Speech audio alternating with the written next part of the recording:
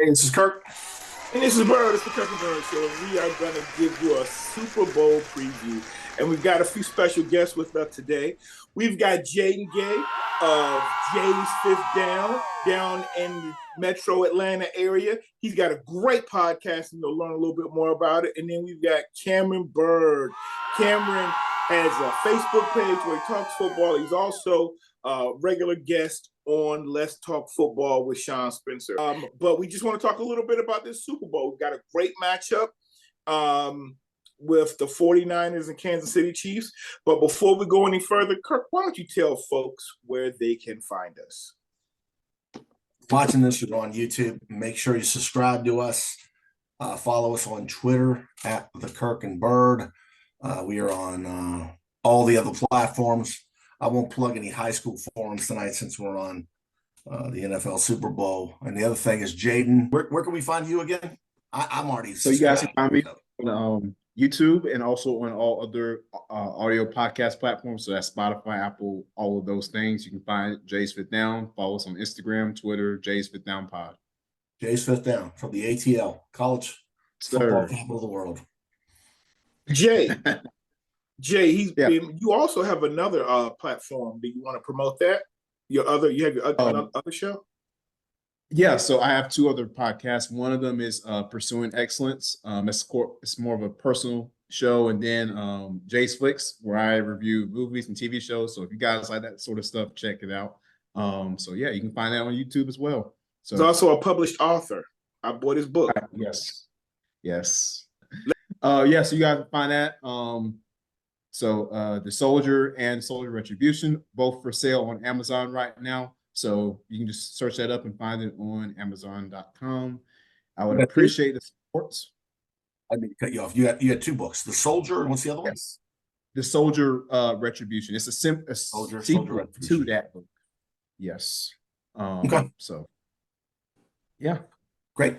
All right. Cam, why don't you tell people where they can find you?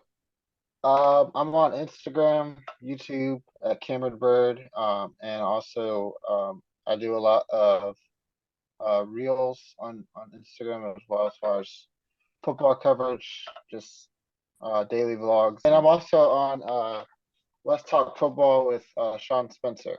And Sean has him on because Cameron is a legitimate Cincinnati Bengals fan, y'all. I mean, like when they were sorry, I was getting him AJ Green jerseys. And so I'm like, everybody be like, why is he a Bengals fan? Why? And they were sorry. And okay, they get Joe Burrow, they make it to the Super Bowl. So Sean was like, got to get that guy on. I left Las Vegas on Thursday evening. Everybody was getting out of there for the Super Bowl, and I'm sure that is a wild. Any type of buzz? Vegas is always wild. Outside of going to have a good time, there's not a lot to do there. But yeah, they're prepping up for the Super Bowl, and this one, I don't know. I was going to ask y'all. Like, I watched the NFL channel last night, and the hype, the stadium was full just for this event where they brought in the teams and everything, and I'm sure it's going to break a lot of records as far as the number of eyes, especially with the Travis Kelce, Taylor Swift. Being a couple, I think that's a big romance. You get into some people that probably never watch football, but it's a really good matchup. I mean, either of these teams could win. I think San Francisco's got a lot of matchup problems. If you shut McCaffrey down, who are you going to go to? Brock Purdy's a good quarterback, and then the flip side of it is Kansas City and how many they won. I'm just wondering, Jay, I know you know a lot more about football than me. What's your general take on this Super Bowl, Jay? So it's first off, it's a rematch of Super Bowl 54, I believe it was 54, between the Chiefs and 49ers. We all know how that went. And yeah, the 49ers held a 10-point lead. They blew it. Classic Kyle Shanahan fashion. And we know a lot not about like that. Not like when he was in Atlanta against the Patriots, but yeah. Right. But anyway, yeah, so it's a rematch, and these teams are different. These teams are different since that time. Tyreek Hill's no longer in Kansas City. The 49ers, I would think this is a better team, that appeared in that Super Bowl. If you guys, I mean, would you I agree? think so too. Yeah, I think so. Much better. So it's going to be interesting. Like Kirk said, a lot of matchups, and so it's like with McCaffrey, if you do shut him down, it's like, for the Chiefs, can the receivers continue to play well, catch the football? So that'll be my thing I'm looking for this game. All right. Now, before you go, Cam, I do want to, so you said the 49ers are better. Yes, I think so. Okay. But would He you was saying they also were better from the last 49ers Super Bowl team. Isn't that what you were saying? That's what I meant. Like, right. they're the I better know. than the That's last what you were time. saying. But what do you think? What do you think this Chiefs team is better, the same, or worse? I think they're a little worse offensively. Defensively, much better. Their defense is really good this year. They got a lot of studs on that defense. So that's just what I'm looking at. And I mean, but offensively, they've regressed a little bit. So we'll see what happens. I mean, they only scored 17 points against the Ravens. I mean, the Ravens shut them down the whole second half. But offensively, they just couldn't get anything going. So Chiefs end up winning. I've got some thoughts on that, but I'll save that. Okay. I've got some thoughts on that particular game, but all right. Let's hear from Cameron. Cameron, what are your thoughts on the big game from a macro view? I guess who you think is going to win, but we'll get into more of your personal feelings, like who you may want to win. But just in analyzing this game, what do you think? I think the 49ers are going to win. I think that they have a powerful defense and offense, which I think they didn't have in Super Bowl 54. I think they didn't have they had a good defense, but it wasn't as good as with Chase Young and Nick Bosa. And I think the linebackers are playing better in this Super Bowl. I think they're also better prepared in this Super Bowl for the Super Bowl. Because Kansas City also has a lot of offensive problems. Defense has been consistent, but they have a lot of injuries as well. So it's 47.5, which adjusted, I think, is about right. But I think it'll go over. I think this is going to be a game. Don't we have a history of Mahomes getting hurt in the big games? He has gotten injuries. He's finished them, but he has limped his way through. Right. So that his health is a big thing. Last year was versus the Eagles was a big. That run was crazy. I don't know how that ankle. I don't know how he ran. But when you hear 47, what does that make you? Do you think that the teams will go over 47 or go below? I think below. I don't think this is going to be a big. I mean, it'll be some points, but I don't know if it'll be like, over 40. I don't think so. This is going to be a little bit of a defensive game here. Like I said, the Chiefs have had some offensive issues. Like I said, they only scored 17 points against Baltimore. Granted, Baltimore has a great defense, so do the 49ers. So it's like we'll see what happens there. But yeah, I think goes under. Okay. What about you, Cameron? I think also under. But with Mahomes, you never know. Again, in big moments, he does seem to do well. So, but also he's. Now I will say that they did get two receivers. Well, one receiver back and a tight end back off the injury list.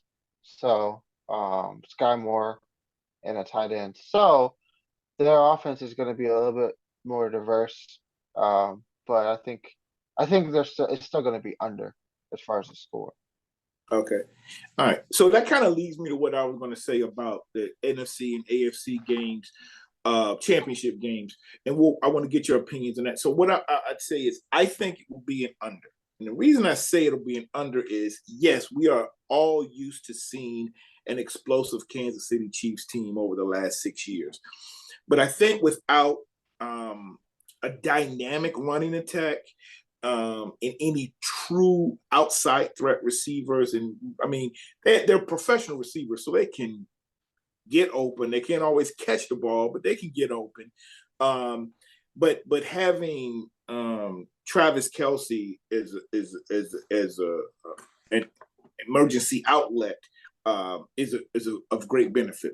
But what I think it will be, one of the reasons I'm saying it will be under 47 is because, Jaydon, what you said, you talked about the Kansas City Chiefs offense not scoring a lot of points against the Ravens. One of the things I think a part of the Chiefs' game plan was to be methodical and to not try to get in the scoring and shootout with the Ravens. I think they were purposely running the clock. Now, they did it their way. They didn't run the ball and burn the clock. They ran it some, but they did their little short passes, kept the clock running, and moved. Now, I used to get so frustrated, and I do get frustrated when I watch high school, youth football, college, and even some NFL teams who don't know how to burn the clock because they're in this big spread offense and their quarterbacks in shotgun, and they just don't know how to work the clock. But I honestly think, yes, you would think they would normally score over 17, but if you look at how they managed the game, especially in the fourth quarter, it wasn't as important for them to score as it was to run the clock. And I think what their feeling was, as long as Lamar is not in the game, he can't score. Now, once he was in the game, I think he didn't do what it took to win. But also, I don't think his offensive coordinator gave him the best opportunity. That being said, I think we have got to start giving Andy Reid a lot more credit because he is truly a genius at his game plan and how they execute it. So my thought, again, I think it will be a lower scoring game. I don't think Kansas City has to worry as much about San Francisco scoring a lot of points, but they do have to worry about McCaffrey because he can strike at any point. So did you guys, so from the Lions against the 49ers, is there anything there from that game that makes you think that the 49ers or would win this game because of what you saw there? Or do you think even the Lions should have been here? The Lions definitely could have been there because, again, they had something good going. And then, the coaching decisions just kind of hurt them. I mean, they had a good game plan working, and the decision not to kick the three, and so it's that stuff. But I mean, and we saw like San Francisco is what's the word? You can attack them in certain areas, particularly the middle of the field. The Lions did a good job of that. Those crossers, Amon-Ra St. Brown and Reynolds, if you can get them in the middle of the field, that can open things up. So something to think about. Kelce might have a big game. Yeah, because he always gets open. Always gets open. Especially with no Tyreek Hill, his one major threat, and dude will still go out and catch 12 passes in a game. Like, how? Now, so to me, the key is, how do you check him? Do you put a linebacker on him, or do you try to bring a safety? Do you double team him? It's really hard. Like, we're sitting here going, oh, how does he get open? But you have to make a decision. Are you going to rush 5? Okay. And try to put more pressure on Mahomes, or are you going to rush 4 and try to double team Kelce? Because you have to make those decisions as a defensive coordinator. And I noticed when people try to go 5 with the rush, that doesn't always work because Mahomes can get rid of the ball so fast. And then if you rush 4 and he has all day, somebody's going to get open. Also his scrambling ability. So yeah. That's also a factor. I think, and this is a key point, I think that the defensive of the 49ers is the way to attack Kelce is the way the Bengals did. They had 8 in coverage and 3 defensive linemen. Two on Kelsey, two on Tyreek Hill, and then just buzz coverage on the safeties. So I think Yeah. that's gonna need to be a key emphasis, which I didn't think the Eagles did last year well enough, and they left the middle of the field wide open, which led to Mahomes' long runs at the end of the game. So for them Yeah. to go ahead and kick the field goal and win it. I will say this. That's a good point because Lamar Jackson did not take his opportunities to run last week. But Brock Purdy did against Detroit, and Mahomes does it when it's needed, and he's very effective when he does run. So that's a good point. So you said who you think's going to win. Kirk, who did you say you think was going to win? You said 49ers? I think it's very close.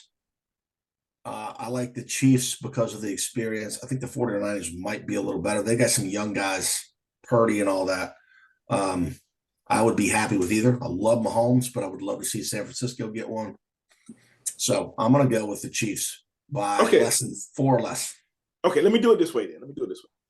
First, so you guys have said who you think would win, but we'll put a little caveat on that. First, who do you want to win? Like, who do you want to win? Like, Chiefs. I'll start. I'm a big Patrick Mahomes fan. Okay, if the 49ers were probably playing anybody else other than Mahomes or Lamar Jackson, I'd probably be pulling for the 49ers. Okay, but I'm a big Mahomes fan, so I want them to win because I believe Mahomes will be the GOAT when it's all said and done.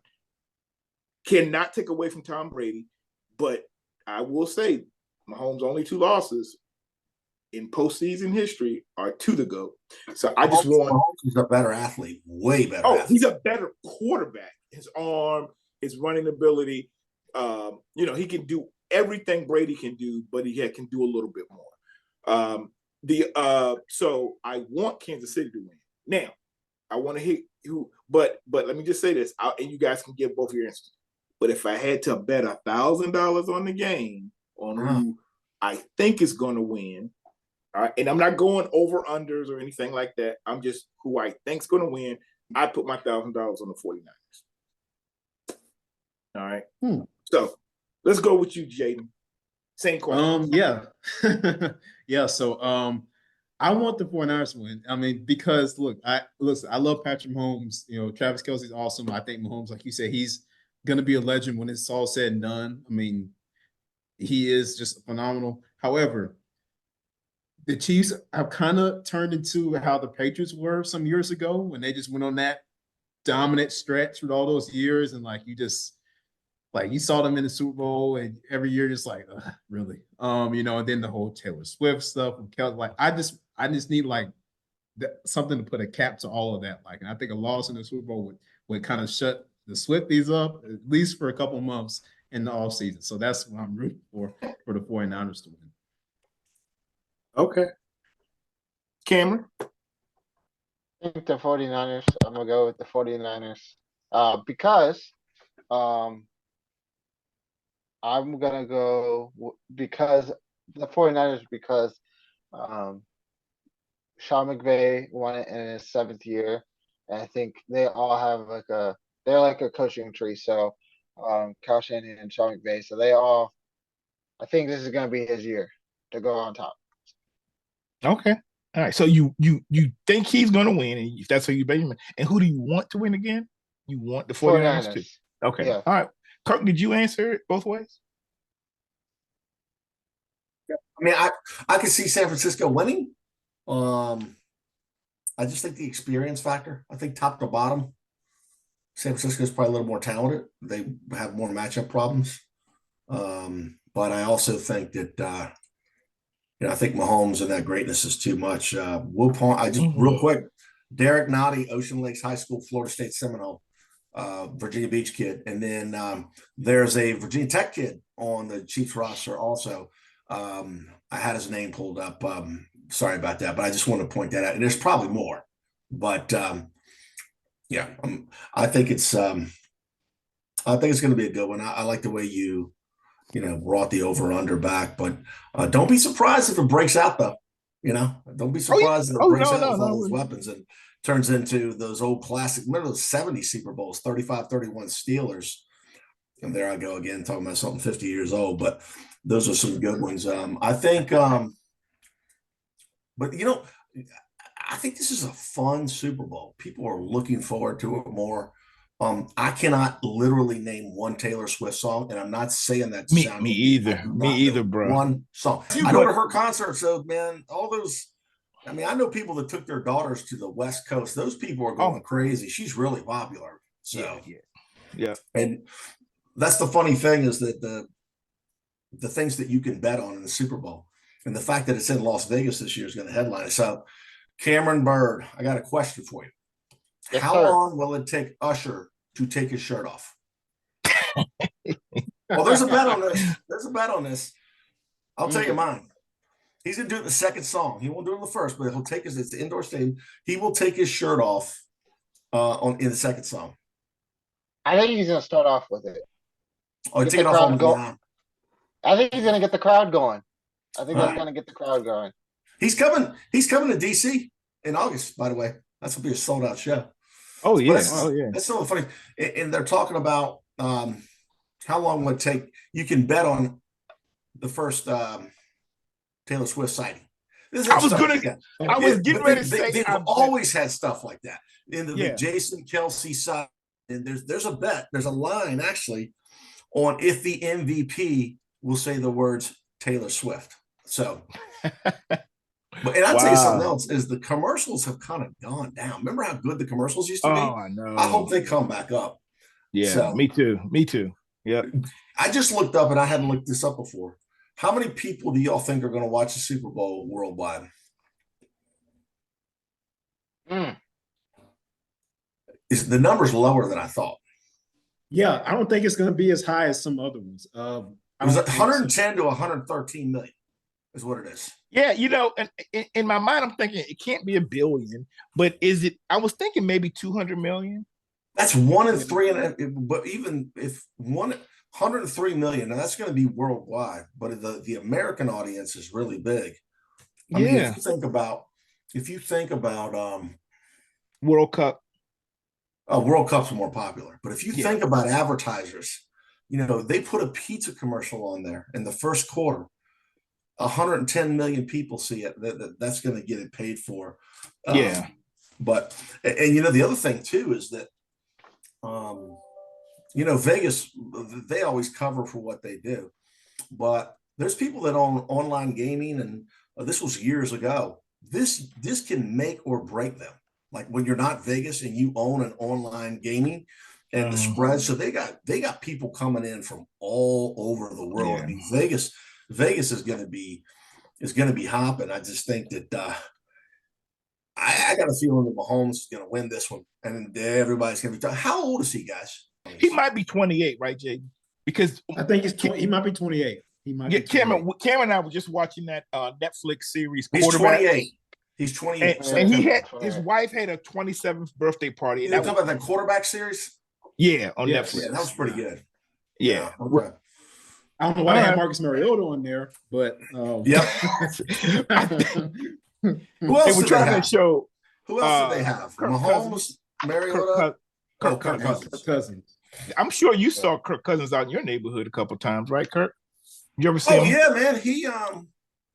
He lived very close. He lived in a townhouse that was owned by Chris Samuels, the old offensive lineman from Alabama. And I ran into Kirk Cousins one time. I stood behind him in the line at Chipotle. And this is what I'll say. He's about my height, but just a specimen, man. Like that. I know. A lot of people think, oh, that quarterback, he's not that big. No, like Peyton Manning is like 6'5", 6'6". Tom Brady's like 6'5". Like these are some big men.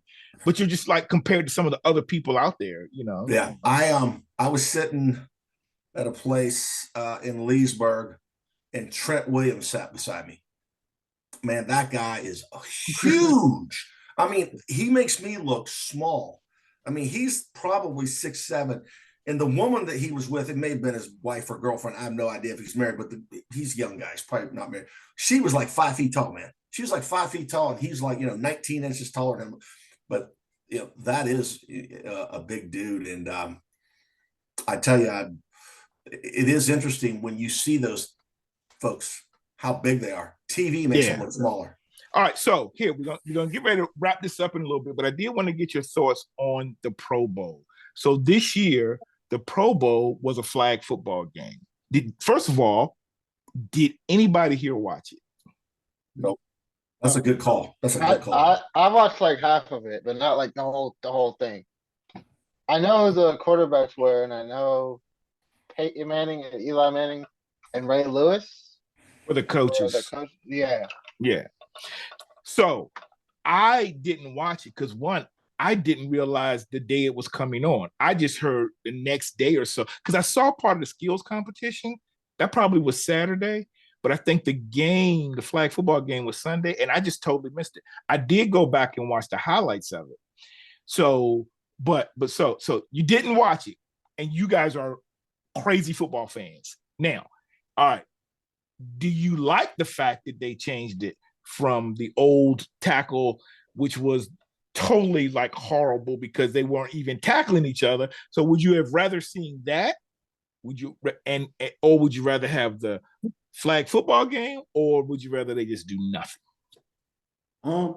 I want them to eliminate the game altogether. Just do like the skill stuff. Let them have fun. Do like I was going to say, man, those skills are incredible. Yeah, but the game is like, if you're not going to have it be a game, I mean, why have it at all? That's just what I think. So just have them have fun out there, and just let them do that. But the game, the flag, no, that's not football. Flag football, all staple. I like the flag football. Thank you, Cameron. You're wrong, Jaydon Gay. Where do they move the game to? I was a flag football legend here in Northern Virginia over 20 years. I quarterbacked one of the greatest flag football teams in the state of Virginia. And yes, flag football. Jaydon, I know you played football in high school, but you might have had a few too many concussions, because what you got to understand is flag football is a real sport. And brother, let me tell you, go out there right now. Let me see you play a little flag football. All right. It is a real sport, and they're going to have it in the Olympics this year. First of all, let me just tell you how flag football is actually very, very influential. I've been playing flag football since the early 90s. Not now. I haven't played since 20. I know we won the championship in 2017, and I walked off the field. Now, this is the thing about it. Flag football, the way we were playing flag footballs in the 90s, 2000s, 2010, like that's what the NFL does now, bro. Look, we had 7 spread, okay? I played 8-on-8. There are different leagues and styles. We've had 7 spread. We had 1 running back. Now, I was a wishbone option quarterback in high school, so we would run the option. But, bruh, all they're doing now in the NFL is playing flag football. They're spreading everybody out. Everybody's running slants, right? You're just dumping the ball to the running back out of the backfield, and you got a go pattern. That is what we were doing for years in flag football. Yeah. So now, again, I get it if you like the contact and all, but the way they have de-emphasized being physical, like back in the day, we used to glorify some of the really hard and big hits. They don't do that as much anymore. Like they were selling VHS tapes, the hardest hits, and you'd see Dick Buckers take somebody's head off and all that. Which I agree with, because it can really be serious in terms of concussions and just major body pains. But this is just my opinion. I think the more you watch the flag, now see, the problem with the NFL is those guys were just doing it for fun, and they didn't seem to be taking it serious, and so you don't feel like real competitive, and they don't know how to play flag football. But that's probably why. But I tell you what, I'll take flag football over what they were doing with that tackle, because nobody was tackling, the last couple of years. I got a question for you. I got a question for Cam, and y'all can all chime in. How long before we have the first $1 billion contract, and what sport will it be in? Is this a question for me? Yeah, but don't say soccer. That didn't count. Oh, ew. Are you saying billion Uh, for one athlete? Yeah, the guy in Los Angeles, the pitches and hits got 700 million. It's a wacky contract, but a billion's coming because Mahomes got 500 million. He's worth way more. What do you think, Cameron? Football, basketball, baseball. baseball. Yeah, I was thinking baseball. I think it's gonna be football. I don't, and Kirk, I think it'll be next year.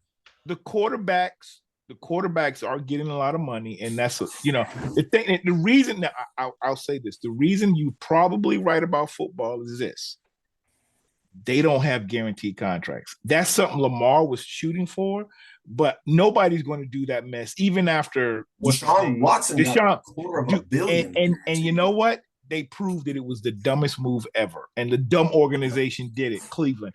But look, this is the thing. I was just talking to my brother about this. What most people don't understand, you might see these people say, oh, I signed a $300 million contract, but you're only worth the signing bonus. A lot of those after that first couple of years, and then if they give like 10 years and they know you're not going to play 10 more years, if they cut you, okay, the contract was for 300 million, but you might have but you might have only gotten half of that. So that's why somebody might sign a $1 billion contract in the next couple of years, but they may not be bound to it. Now with baseball and basketball, when you sign that contract, it's guaranteed. Ali Bonilla still gets paid by the Mets. Yeah. Yep. I think he signed $1.9 million for 25 years. I thought it was 35. It's 25. Okay. Yeah, I'm reading 25. Okay. No, that's probably right. Yep. He gets yep. So you know what? If you said it's 1.1, I think it might be 35 over the 25 years, the total. He's 60 years old, man. Can you believe that? Wow. All right. So that's a great question, Kirk. Let me ask you this though, guys. When it comes to flag football, okay. Now I know Jaydon's not a big fan, especially with NFL players doing it, and I can get it, but they're gonna have flag football in the Olympics in 2024 this year. All right. I think, and being honest, because flag football is on the rise, they are now going to have flag football in college. So there are young ladies that are going to be able to get athletic scholarships to play flag football in college. There are also going to be flag football teams in high school. Some already do it. We have some teams up here that in addition to their tackle, they have a flag football program. Several of the private schools who can't field tackle teams. Now some have both, but they do flag football. But you got young ladies playing it, and I'm sure eventually there will be women. They do have women's flag football, but I think it'll be professional. But with them playing flag football in the Olympics, who do you think we should send? Should we send our NFL players? Like we didn't always send NBA players, but should we send NFL players? They won't do that anymore, man. Okay, hold on. Money's too valuable. It's a chance to represent your country, and again, it's not tackle. Okay, but hold on. Or would you send like major Division I players who just missed making a team, but maybe they play in the XFL? So these are guys get cut every day from the NFL teams that are amazing athletes and football players. It's just not enough space on the rosters. Okay, so some of those guys, or would you just take guys that play flag football at the highest level in flag football? Like I played with teams that, we never went to nationals, but we went to states every year.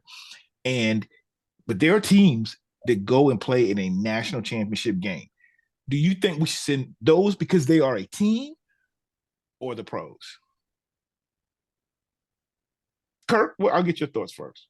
I mean, I can't answer. I mean, the pros are not going to go. I mean, it's just a different story. If they could go, okay. If they could go, nah, we don't. With the rest of the world, I don't think we need it. I'd send college players.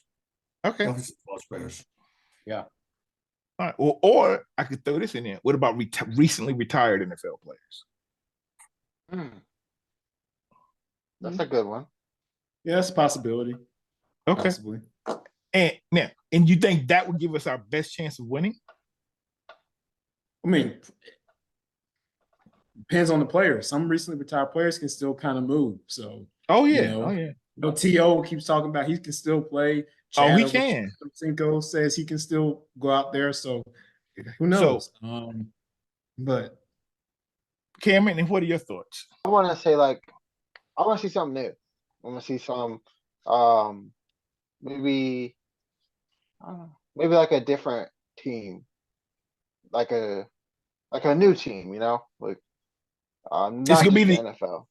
okay. All right, all right. So Yeah. I will say this in case y'all didn't.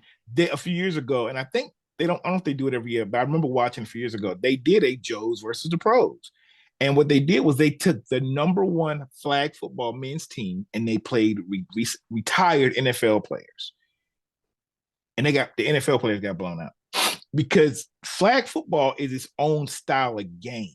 But those guys know how to play flag football. They know how to take advantage of the spacing and pitching the ball back and all type of things. I would say let's send the best flag football team that's a team instead of trying to get a bunch of guys who've never played together and just because they're great athletes, have them play. But that's my thought. All right. So it'll be interesting. Let's see. I would expect as Americans, we always think we're supposed to win gold, but I would hope that because we've had the longest experience as a country playing football, period, that we will win the gold. But we'll see. This will be fun. I'm looking forward to it. It's not basketball. I'm looking forward. No, you know what? Basketball's international.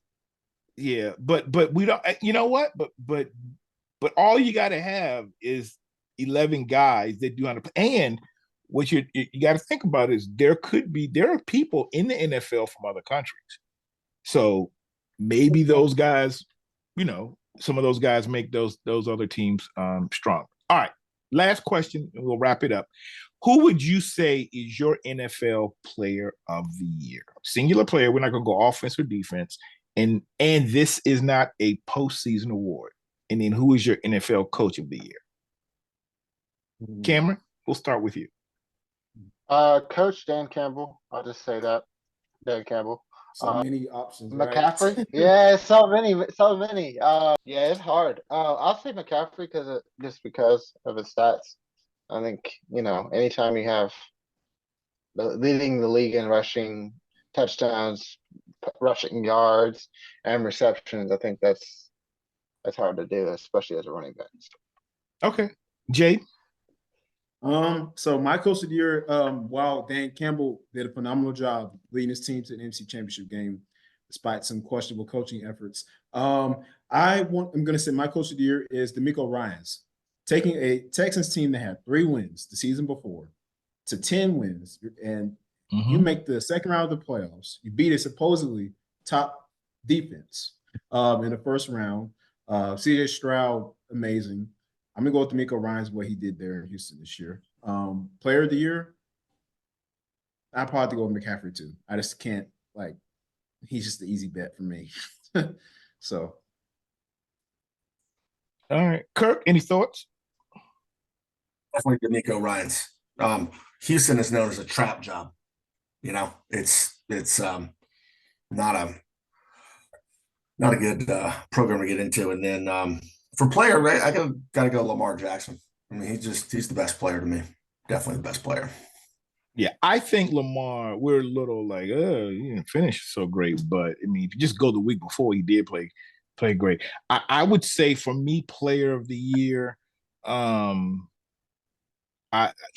year Mahomes got it. He didn't have the same type of year. And this is a regular season award. I would also go with probably Lamar. And then as coach of the year, everyone here said gave a great one. I think my initial thought would be to say Dan Campbell because of them being a game from the Super Bowl, but people thought Detroit was going to be pretty good. All right. They thought they would be because they were getting better. They did a hard knocks on them. But I think my outside of some of the obvious, I think my coach of the year would be Todd Bowles. And I say that because they won a playoff game. Okay. Yes, they were in a weak division, but they were not a good team the year before. They were able to be revived by Baker playing quarterback. And They were just not on anybody's radar. So I think the job he did, it's commendable. Like, you know what? Okay, they didn't have the greatest regular season record. They were 9-8, but and they were in a very weak division. But I think that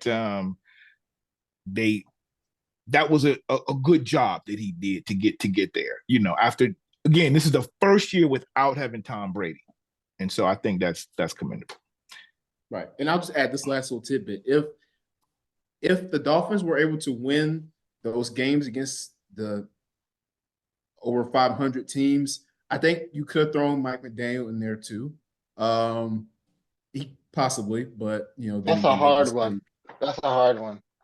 Yeah, but I would say he's like iffy thing on that. So yeah, say that. All right, no, that's great. That is great stuff. So, I want to thank you guys for joining us. This was a lot of fun. I appreciate it. Jaydon, I hope you're able to, tweet this and put it out on your platforms and stuff. Cameron, you do the same. We want to make sure you guys are getting exposure. You were kicking knowledge today. I really appreciate it. You helped two old guys, Kirk and I.